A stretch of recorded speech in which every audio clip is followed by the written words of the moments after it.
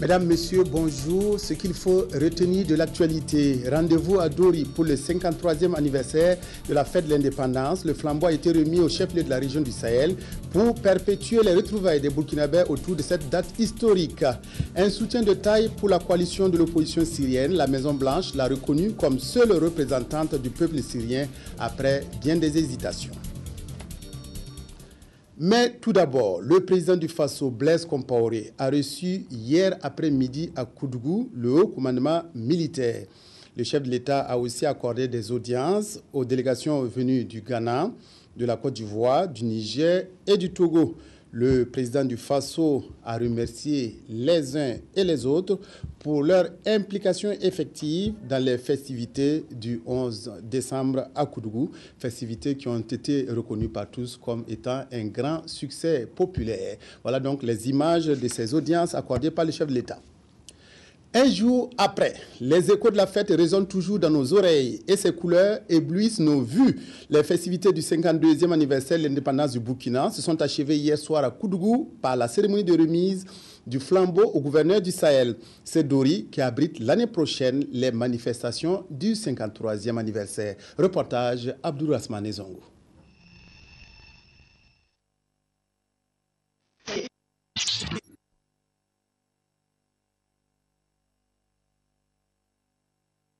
Ça y est, et c'est fait. Paris tenu et défi relevé par Koudougou, ville hôte de l'organisation du 11 décembre 2012.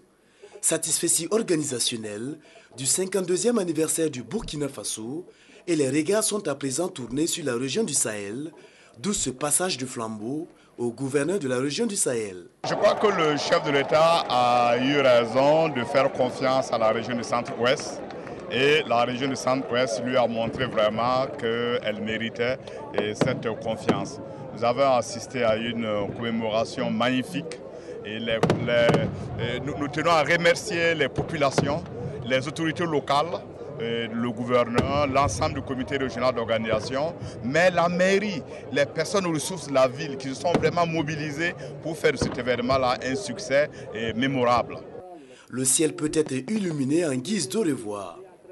À l'attention donc des populations du Sahel que j'ai eu l'occasion de m'adresser ce matin, je voudrais encore profiter de votre micro pour lancer un appel aux fils et aux filles de la région du Sahel pour qu'ensemble on relève le défi majeur qui est l'organisation des festivités du 11 décembre 2013.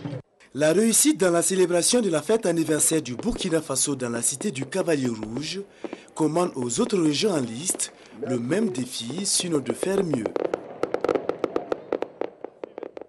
La région du Nord s'est donné rendez-vous à Yako pour célébrer le 52e anniversaire de la fête de l'indépendance. Autorités et populations ont communié dans un esprit de cohésion pour bâtir les régions dans la paix pour le mieux-être de tous. Reportage Sylvestre Da. La célébration du 52e anniversaire de l'indépendance du Burkina Faso dans la région du Nord a réuni à Yako dans les Passorés les autorités régionales et les forces vives sous les signes de la consolidation de l'esprit régional. Revue des troupes, bilan de l'année 2012 dans la région et adresse aux populations des premières autorités ont marqué cette commémoration.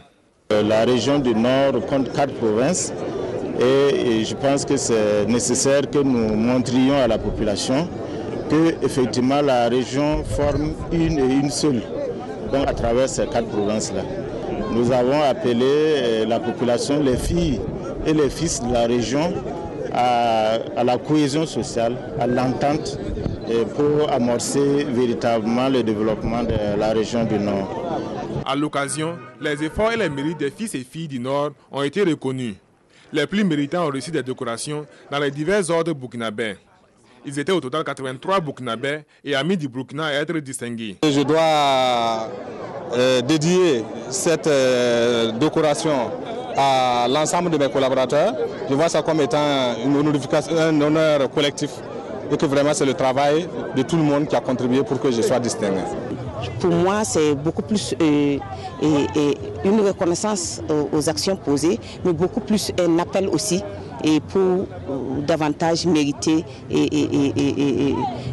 l'espoir ou je dirais en tout cas la grandeur que en tout cas les autorités témoignent à travers tous ceux qui combattent chaque jour pour le bien-être de la commune, pour le bien-être de la province et de la région.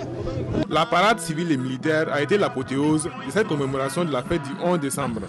Un défilé auquel ont pris part les structures publiques et privées aux côtés des forces de défense et de sécurité dont les efforts constants contribuent à l'émergence de la région du Nord. Autre région, même ferveur, Pau a accueilli les invités du Centre-Sud pour les manifestations du 11 décembre dans la région.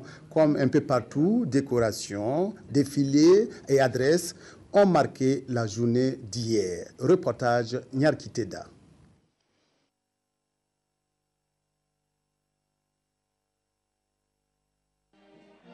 Dans le centre-sud, la tradition a été également respectée.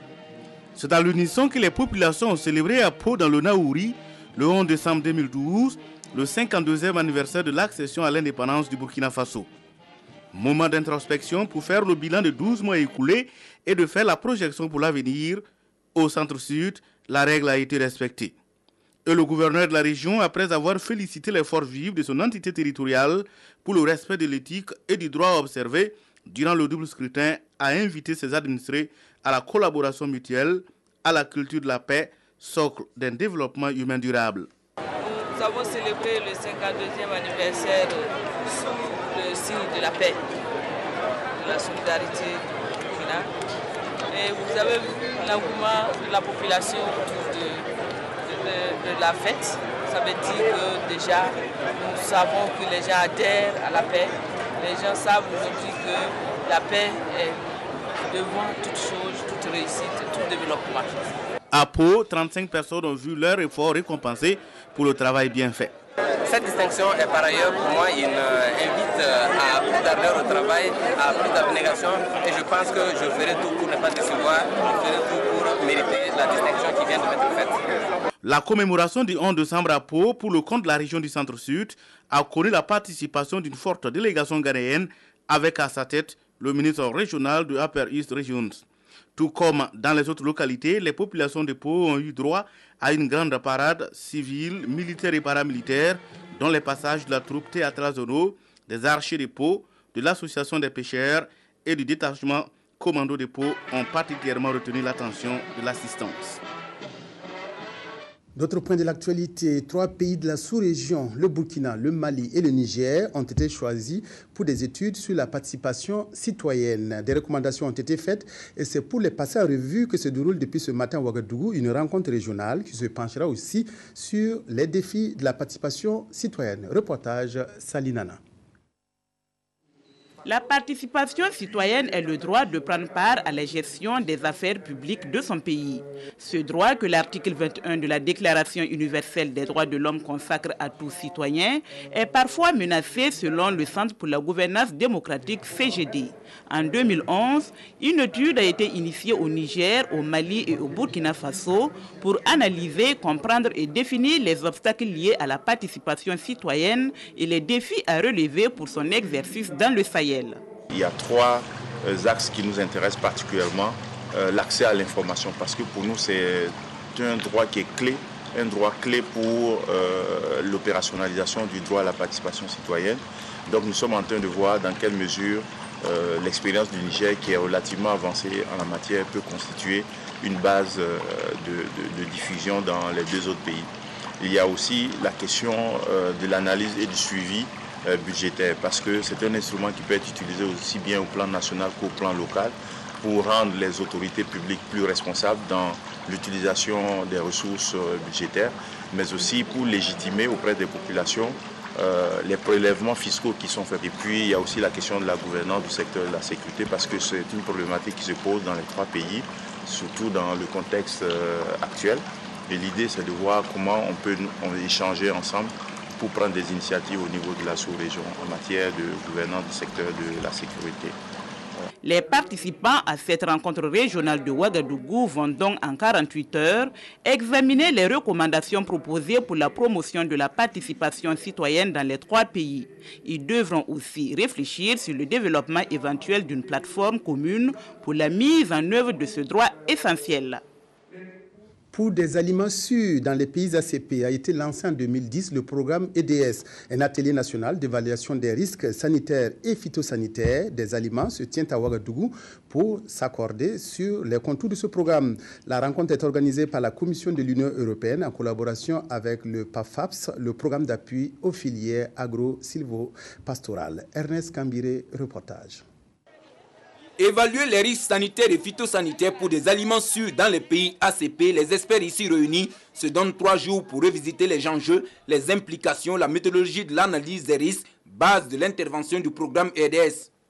Il s'agit de renforcer les connaissances et les capacités des experts nationaux pour des systèmes fiables, transparents du contrôle sanitaire des aliments. Nous avons aujourd'hui des normes, des textes, des règlements qui respectent des procédures internationales. Et parmi ces règles, parmi ces normes, l'aspect sécurité sanitaire et phytosanitaire est un aspect extrêmement important pour tous les pays à travers le monde. Sécurité sanitaire pour la population, sans problème de santé publique. C'est de voir par rapport à nos lois, qu'est-ce que nous pouvons faire pour mettre en place et développer un système national sur la sécurité sanitaire et phytosanitaire au Burkina. Garantir la sécurité sanitaire des aliments, ces experts tenteront d'améliorer les échanges sur les concepts de gouvernance en SPS, de gouvernance sur mesure ou encore sur les bonnes pratiques en entreprise à même de minimiser les risques sanitaires des aliments. En collaboration avec le PAFASP. Cet atelier regroupe déjà des experts qui ont eu à répondre à un appel à manifestation d'intérêt pour mettre en place un groupe technique de travail sur l'évaluation des risques, mais également les représentants des différents ministères qui s'occupent du contrôle officiel des denrées alimentaires. L'objectif, c'est justement de partager et d'avoir une vision commune des enjeux et implications de l'évaluation des risques au plan international, de manière à ce qu'à la fin de cet atelier, que les participants puissent convenir d'un plan d'action qui nous servira de plan de travail pour les mois à venir. À terme, il s'agira de mettre en place, dans le cadre du programme EDS lancé en 2010 par la Commission de l'Union européenne, des systèmes d'évaluation des risques sanitaires des aliments